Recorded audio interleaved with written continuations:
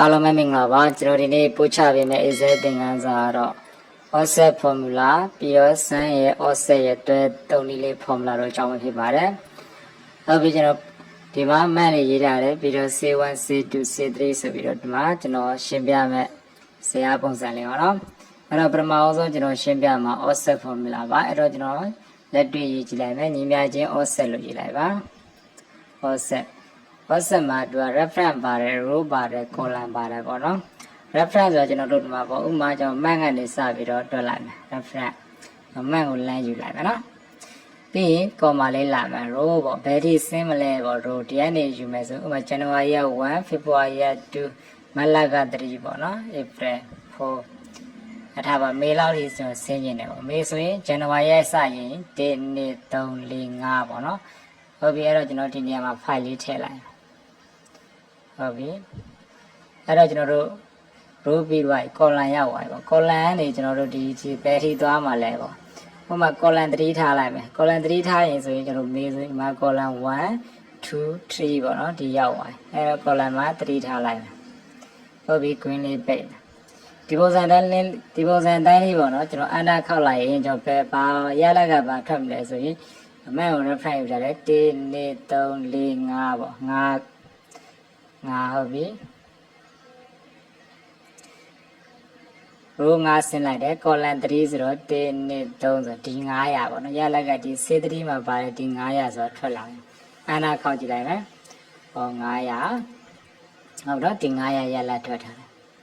အဲ့တော့ကျွန်တော်ဒါလေးကိုကျွန်တော်ထင်ရှားတော့ highlight လေးပြထားတယ် okay နောက်တော့က sum offset ကိုရေးလိုက်မယ် offset reference ဘာကြီးမှာစောစောတိုင်းလေးပဲကျွန်တော်ပြန်ယူလိုက်မယ် reference ပြီး value ဆင်းမှာလဲကျွန်တော်5ထိသွားလာမယ်5ဆိုရင်ကျွန်တော်1 2 3 4 5မေလာရောက်သွားပြီ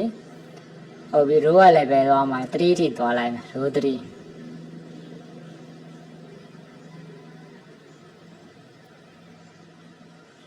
ဟုတ်ပြီအဲ့နေရာမှာကျွန်တော် height တို့ width တို့ပါလာเนาะ height ဆိုရင်ဒီကဘယ်ဟာတွေကိုကျွန်တော်တို့ကသွားမှာလဲပေါ့ဘယ်ထိဥပမာဒီကနေစမယ်ဆိုရင်1 2 3 4 5 6 9 8 height ကိုကျွန်တော်8ထည့်လိုက်အဲ့လို8ထည့်လိုက်ရင်သူကဘာလဲဆိုဒီအောက်ကဟာတွေကိုကျွန်တော်တို့ကသုံးပါ sum formula နဲ့ offset ကိုတွဲသုံးပါအဲ့တော့ဒီ900နေဒီအောက်ကိုသူပေါင်းသွားမယ်ပေါ့နော်အဲ့တော့ goal လေးနှစ်ခွင်းပိတ်လိုက်မယ်ပြီးရင်ကျွန်တော်တို့ဒီညီမချင်းရဲ့နောက်မှာ sum ဆိုတဲ့ formula လေးထည့်လိုက် sum တက်ကီလေး3အတိုင်းလေးပေါ့နော်အဲ့တော့အနာခောက်ကြည့်လိုက်9400ဆိုတော့ရလက်ထွက်တယ်အဲ့တော့ကျွန်တော်ဒီကနေစပေါင်းတာဒီထီကို9400ပေါ့အဲ့တော့ဒီမှာကျွန်တော်တို့ညီမချင်း sum လေးနဲ့တွက်ကြည့်လိုက်900အောက်ကိုပဲကျွန်တော်တို့ပေါင်းမယ်နော်ဟုတ်ပြီအနာခောက်လိုက်9400ဟုတ်ပြီရလက်မှန်သွားရင်အဲ့တော့ဒါလေးကိုကျွန်တော်တို့ function 2လေးပြန်နေကြည့်လိုက်မယ်ဟုတ်ပြီနော်ဒါကျွန်တော်တို့ height ဆိုတာအောက်ထိကိုကျွန်တော်တို့8လို့ထားလိုက်တာပါဒီကနေစာရင်8ချောင်းရှိတဲ့အတွက်ကြောင့်မို့8လို့ရေးပေးလိုက်တာတကယ်လို့အပေါ်ပေါင်းမယ်ပေါ့အပေါ်ပေါင်းမယ်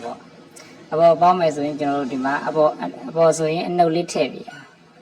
အနှုတ်လေးထည့်လိုက်မယ်ပြီးတော့ဒီမှာ8ထိမရှိဘူးသူကဒီကနေစမယ်ဆို1 2 3 4 5ပဲရှိတယ်အဲ့တော့ဒီနေရာမှာ5လေးထည့်ပေးလိုက်မယ်နော်နံပါတ်5လေးအဲ့ဒါအနာခောက်ကြည့်မယ်အဲ့ဒါဆိုတော့ရလက်က2000ကထွက်လာတယ်အဲ့တော့ကျွန်တော်ဒါတွေပေါင်းလိုက်ရင်2000ဆိုရှိလာမယ်ပေါ့အဲ့တော့ဒါလေး select ပေးရတယ်ဒီမှာ sum မှာ2000ဆိုရှိလာနော်အဲ့တော့ဒီနေရာလေးမှာ sum လို့တွက်ကြည့်လိုက်မယ်တေချာမတေချာပါနော်ဒီတိုင်းလေးလုပ်မယ်ပြီးရင် green လေးပိတ်မယ်အနာခောက်လိုက်မယ်ဒါဆိုရလက်2000ဆိုရှိတယ်အဲ့တော့ function 2ဟုတ်ပြီနော်ဒါအောင်နားလည်မှထင်ပါတယ်ဒီမှာတော့ select ပေးတဲ့ row ကိုစားပြီးရနော်ဒီတတိယပါလဲ column ကိုစားပြီးရဒီအနောက် 5 ကပါလဲဆို height ပေါ့နော်ဒီအထက်ကိုစားပြီးတယ်နောက်က width ကိုလည်းဒီ height ကိုတင် width ကိုလည်းမခက်တော့ပါဘူးနော်